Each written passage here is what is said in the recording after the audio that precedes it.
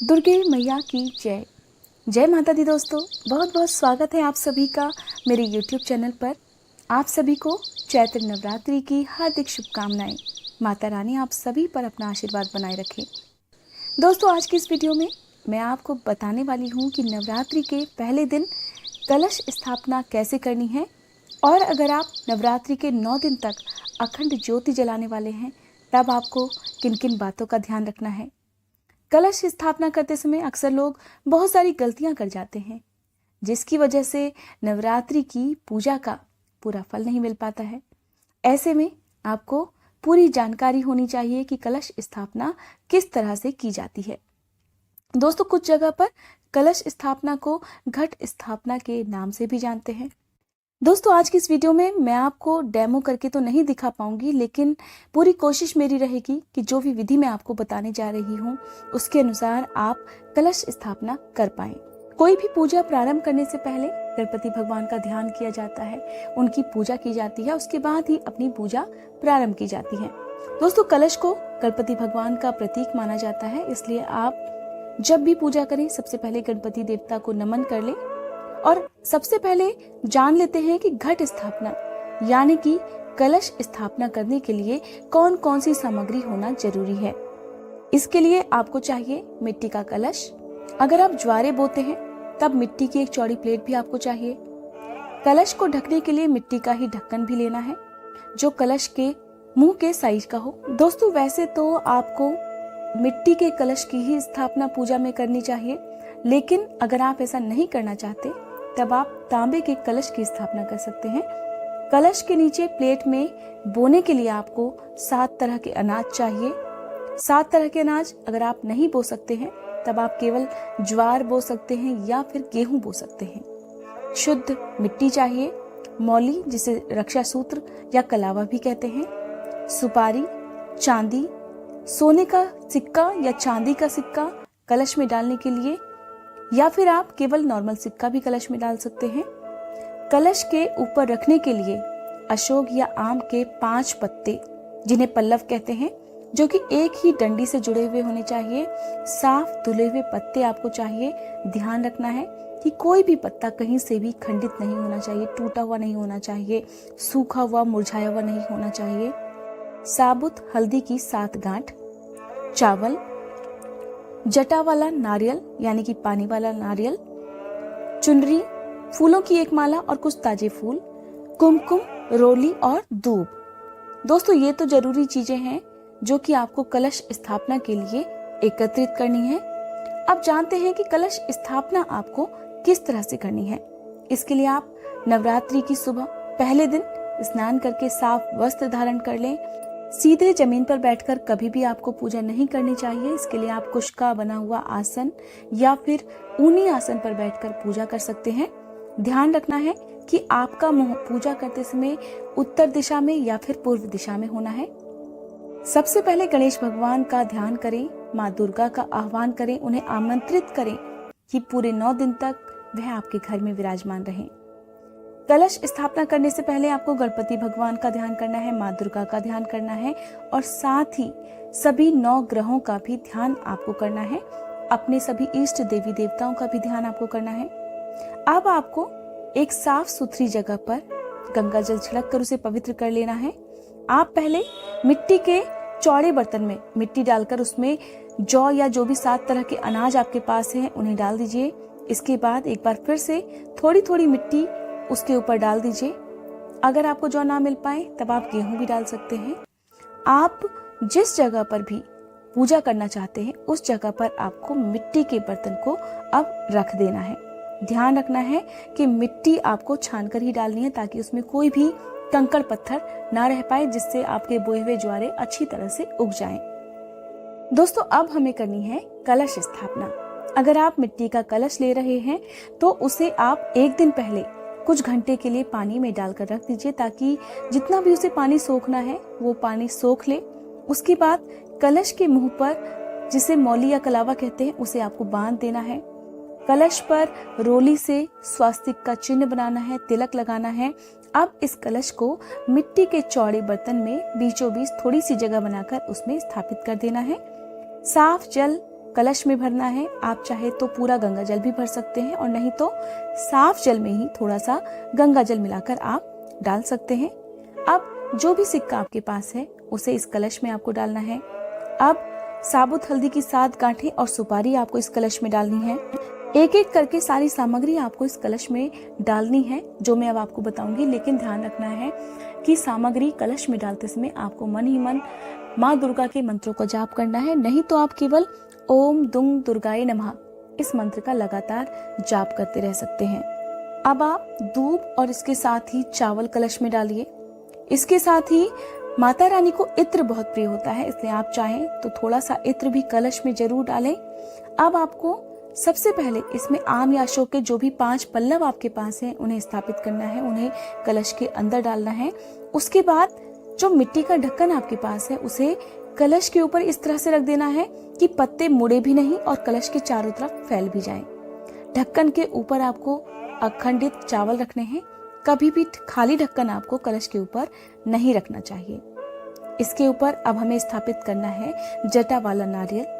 लेकिन ध्यान रखना है दोस्तों कि नारियल कभी भी सूखा हुआ नहीं होना चाहिए और इसके साथ ही आप उसे हिलाकर चेक कर लीजिए कि उसमें पानी है या नहीं है, क्योंकि पानी वाला नारियल ही माँ दुर्गा की पूजा में प्रयोग किया जाता है। क्योंकि नारियल को माँ लक्ष्मी जी का प्रतीक माना जाता है, इसलिए आप माँ लक्ष्मी जी का ध्यान करते हुए नारियल को तिलक लगाइए और फिर लाल चुनरी या लाल जो भी रेशमी वस्त्र आपके पास है उसे आप नारियल के चारों ओर लपेट दीजिए और उसके ऊपर से आप मौली यानी कि कलावा भी बांध दीजिए। नारियल को कलश के ऊपर हमेशा लिटाकर रखा जाता है। ध्यान रखना है कि नारियल का मुंह यानी कि जो भाग पेड़ से जुड़ा हुआ होता है उसका हिस्सा आपकी तरफ होना चाहिए। इस तरह कलश स्थापना के साथ ही आप गणपति भगवान और माँ लक्ष्मी जी के साथ साथ माँ दुर्गा का आह्वान करें, अपने सभी इष्ट देवी देवताओं का ध्यान करें और उनसे प्रार्थना करें कि जिस भी मनोकामना पूर्ति के लिए आप नवरात्रि के व्रत कर रहे हैं वो पूरी हो। साथ ही क्षमा याचना भी जरूर करें ताकि कलश स्थापना करते समय जो भी गलती आपसे हुई हो उसके लिए माँ दुर्गा आपको क्षमा कर सके। दोस्तों ये तो थी कलश स्थापना की विधि। अब जान लेते हैं कि नवरात्रि के 9 दिनों में अखंड ज्योत कैसे जलाई जाती है और किन बातों का ध्यान आपको अखंड ज्योत जलाते समय रखना है। अगर आप नवरात्रि के दिनों में पूरे 9 दिन तक अखंड ज्योत जला रहे हैं तब सबसे पहले आपको अखंड ज्योत जलाने का भी संकल्प लेना है। कलश स्थापना के साथ ही आप अखंड ज्योत जलाने का संकल्प लीजिए। माँ दुर्गा जी का ध्यान कीजिए। माता की चौकी के पास ही आपको अष्टदल कमल बना लेना है। ज्योत जलाने के लिए अगर आप मिट्टी का दिया प्रयोग कर रहे हैं तब आप उसे कुछ घंटे के लिए सबसे पहले पानी में भिगो दीजिए, नहीं तो आप तांबे के दिए का भी प्रयोग कर सकते हैं। अगर आप शुद्ध घी का दीपक जलाने वाले हैं तब आप इसे माँ के दाहिनी तरफ स्थापित कीजिए। दोस्तों ये बात बहुत ही ध्यान देने के लिए है, इसलिए आप इस बात को ध्यान रखिएगा। और अगर आप तिल के तेल का दीपक जला रहे हैं तब इसे माँ के बाईं तरफ स्थापित किया जाता है। अब दीपक में घी या तिल का तेल डालना है। उसे आप एकदम पूरा मत भरिए, नहीं तो जो बाती आपने उसमें डाली है उसे जलाने में परेशानी हो सकती है, बाती बीच बीच में डूब सकती है। इसलिए आप पहले थोड़ा सा ही भरिए। बीच बीच में जब भी आपको जरूरत हो, जब आपको लगे कि तेल या घी कम हो रहा हो, तब आप जरूरत पड़ने पर बीच बीच में घी या तेल डाल सकते हैं। दोस्तों क्योंकि अखंड दीपक का ध्यान बहुत रखना पड़ता है पूरे 9 दिन तक, अगर आप दीपक जला रहे हैं तब अखंड ज्योत का यह दीपक बुझना नहीं चाहिए। लेकिन अगर किसी वजह से किसी भी समय दिया बुझ जाए तब आपको अपने मन में किसी भी तरह का डर रखने की जरूरत नहीं है। आप तुरंत उस दीपक को दोबारा जला लीजिए और माँ दुर्गा से क्षमा याचना करें, प्रार्थना करें। जितना हो सके उतना आपको अखंड दीपक का ध्यान रखना है। रात में उठकर भी आपको बीच बीच में दीपक का ध्यान करते रहना है, देखते रहना है कि कहीं घी या तेल कम तो नहीं हो गया या बाती कहीं कम तो नहीं हो रही है। अखंड ज्योत का ध्यान आपको रात के समय में भी रखना है। इसके लिए आपको बीच बीच में उठकर चेक करते रहना है। जरूरत के हिसाब से आप घी या तेल बीच में डाल सकते हैं, बाती को थोड़ा सा आगे बढ़ा सकते हैं। दोस्तों अखंड ज्योत जलाई जाती है कच्चे सूत से, जिसे मौली या कलावा भी कहते हैं। आपको चाहिए 1.25 हाथ लंबा कलावा और इसको बाती जो आप बना लेते हैं इसे दिए में आपको इस तरह से रखनी है कि जब भी आपको बीच में जरूरत पड़े तब आप उस बाती को धीरे धीरे आगे की तरफ बढ़ा सकें। इसे एकदम पूरी तरह से लपेटना नहीं है।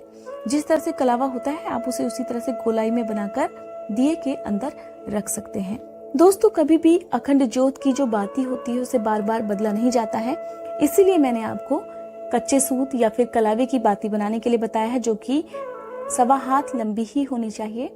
और अखंड ज्योत जलाते समय आप ओम नमो दुर्गे या फिर जयंती मंगला काली भद्रकाली कपालिनी दुर्गा क्षमा शिवा धात्री स्वाहा स्वधा नमोस्तुते या फिर किसी भी दुर्गा मंत्र का जाप आप कर सकते हैं। दोस्तों, पूजा करते समय दिया जलाना इस बात का प्रतीक होता है कि हमारे मन में कितनी श्रद्धा है।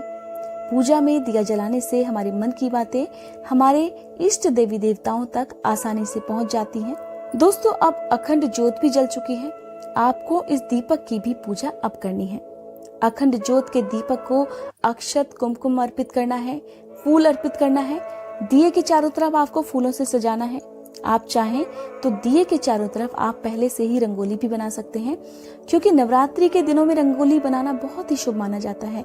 दोस्तों, आप चाहें तो पूरे 9 दिन रंगोली बनाकर माँ दुर्गा की पूजा कर सकते हैं। और ध्यान रखना है कि जो अखंड ज्योत है उसकी लौ बहुत तेज आपको नहीं जलानी है। अखंड ज्योत की लौ मध्यम होनी चाहिए, ताकि पूरे 9 दिन तक बिना किसी विघ्न के आपकी अखंड ज्योत जलती रहे। ज्योत जलाने के साथ ही आपको दीपक को भी प्रणाम करना है। अब जिन बातों का खास ख्याल आपको अखंड ज्योत जलाते समय रखना है उन्हें जान लेते हैं। दोस्तों, अगर आप जिस कमरे में भी अखंड ज्योत जला रहे हैं या नवरात्रि की पूजा कर रहे हैं उसी कमरे में आपको सोना चाहिए। ध्यान रखना है कि आपको ऊपर बेड पर नहीं सोना है, जमीन पर बिस्तर बिछाकर आपको सोना है। नवरात्रि के जो व्रत रखते हैं लोग, उन्हें पूरे 9 दिन तक जमीन पर ही बिस्तर बिछाकर सोना चाहिए, क्योंकि ऐसा ही वर्णन किया गया है नवरात्रि की कथा में, नवरात्रि के नियमों में। इस तरह से आपको पूरे 9 दिन तक अखंड ज्योत की भी देखभाल करनी है। अखंड ज्योत को हवा ना लगे, इसके लिए आप मार्केट से बने बनाए कवर भी ला सकते हैं, जिसे आप अपने अखंड ज्योत की दिए के ऊपर रख सकते हैं, ताकि दिए को हवा ना लगे। जिस भी कमरे में अखंड ज्योत आपने जलाई है, ध्यान रखना है कि उस कमरे का दरवाजा आपको बंद नहीं करना है। पूरे 9 दिन तक उस कमरे का दरवाजा खुला रखना है। अगली जिस बात का ध्यान आपको रखना है वो है अखंड ज्योत की बाती। दोस्तों, लगातार बाती जलने की वजह से बाती के मुंह पर कालिक सी जमा हो जाती है। इसके लिए आप माचिस की तीली से बीच बीच में उस जमा हुआ कालिक को हटाते रहिए। ध्यान से आपको हटाना है, ताकि किसी भी तरह से जो बाती है वो बुझने ना पाए। अगर आप इस तरह से पूरी तरह अखंड ज्योत का ध्यान रखेंगे तो आपकी ज्योत जलती रहेगी, बुझेगी नहीं। और इस तरह से आप माता रानी के ऊपर पूरी श्रद्धा और विश्वास के साथ प्रार्थना करें कि वो आपके नवरात्रि के व्रत स्वीकार करें। दोस्तों, यह थी अखंड ज्योत और कलश स्थापना से जुड़ी जानकारी। उम्मीद करती हूँ ये वीडियो आप सभी को पसंद आई होगी। अगर आपको ये वीडियो पसंद आई हो तो लाइक करने के बाद कमेंट बॉक्स में जय माता दी लिखना मत